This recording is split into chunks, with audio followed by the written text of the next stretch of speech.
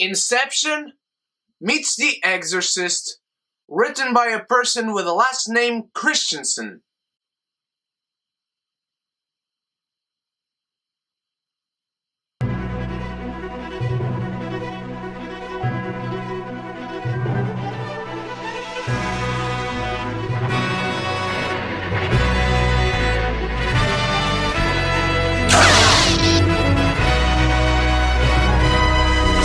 Incarnate is directed by Brad Payton, written by Ronnie Christensen, and it stars Aaron Eckhart, Dave Mazouz, Matt Nable, and Carice Van Houten. I don't know why, I just like to say her name with a Scottish accent, or at least what I like to think is a Scottish accent. And this tells a story of a man who can go into the minds of people who are possessed. However, he doesn't believe in demons, he doesn't call them entities, he doesn't consider them beings, he doesn't believe in God, he likes to call them parasites. He has this machine that is a computer that allows him to attach his mind and just have powers, man. And he finds this boy who is possessed by a demon that he is familiar with, and so he goes on this revenge quest to kill this demon once and for all. Guys, I'm a huge fan of WWE, for those who don't know. I love professional wrestling.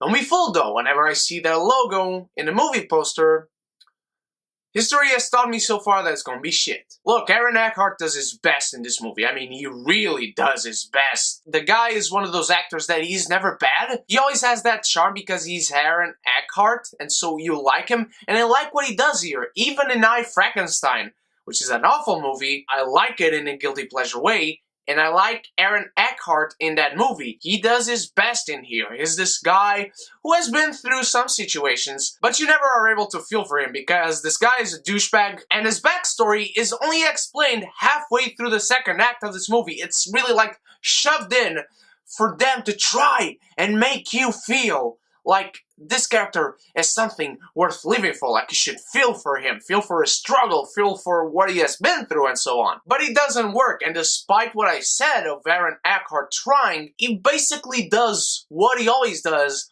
when he is good in awful movies. He does this voice that he speaks really slowly, and also really in a low tone, and he's always antagonistic towards the world, and as his eyes always like this, like he's channeling in Bruce Willis. It's a trope he uses, so he doesn't give much effort, but he clearly is better than the rest of the movie itself. I can't call any of the other actors bad either. They are here, they do their job, they're believable as these characters. But there is one actress in this movie who I can't even remember the name of the character or her purpose in this movie, and she really bothered me. From line to line, she either has or doesn't have an accent. From line to line, she either has one accent or she has another different accent. You'll really notice it in especially the last words of each line she says. Each and every word sounds different whenever you hear the same word in one sentence or another.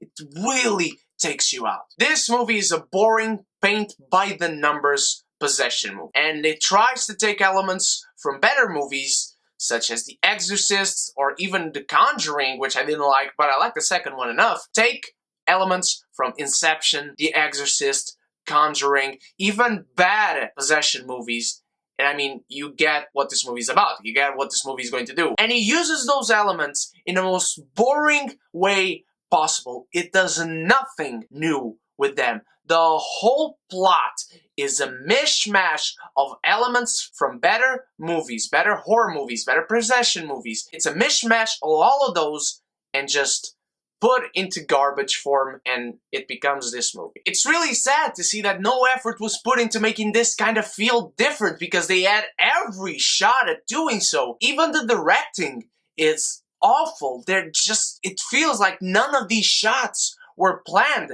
They just put out the camera and say, okay, action, go, say your line. Okay, change the camera to over there. Okay, now it's you on scene, and you are looking at this TV, seeing as he's connected to the computer and entering the young boy's mind, and he's seeing stuff on there, but you are not really seeing what he's seeing. Go.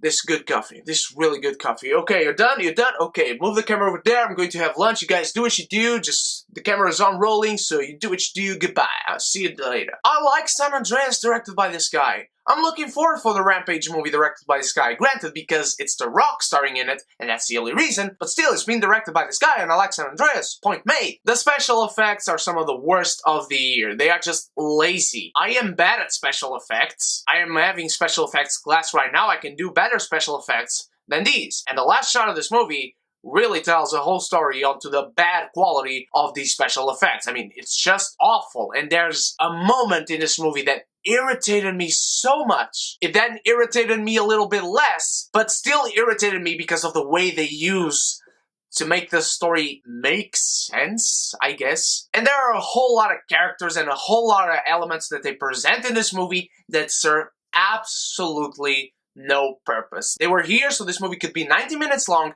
and go into cinemas around the world. This is a very boring movie with performances that keep you hanging on there, enjoying these actors if you know them, enjoying Two-Face, enjoying the kid who plays Bruce Wayne on Gotham, enjoying Ra's al Ghul. I am starting to see a connection here. Enjoying Melisandre. That would be a very horrible world if Ra's al Ghul married Melisandre. That would be an awful world to live in. And it's still an awful world we live in because Incarnate is a movie that has fine performances for what they are, clearly better than the movie they are in. It's choppily shot, choppily edited, below choppily written. Bad characters, bad story element, bad uses of story elements, just plain boring. But it's just not worth your time. And watching Incarnate will really make you feel like Clark Gable. What did you think of Incarnate, my beautiful geekies? Let me know in the comments below. What is your favorite possession movie? There are so many out there. More bad ones, there are good ones, but still, they are out there for you to choose. So let me know in the comments below. And don't forget, tomorrow my spoilers review for Rogue One is coming, and after that, the Q&A with a triple giveaway on that. I can't wait to answer your questions, and I can't wait to see you on those two videos. Speaking of Rogue One, I already have a spoilers-free review on the channel if you want to check that out. And give this video a like if you really enjoyed this review, and share with your friends. Click the button and join the beautiful geeky community where we can be geeky united. Also click the little bell button next to the subscribe button because you'll be warned every time I upload a video. I want you guys to know what is going on with my channel. Thank you so much for watching, my beautiful geekies. I can't wait to see you tomorrow and of course talk about Rogue One. Stay beautiful, stay geeky,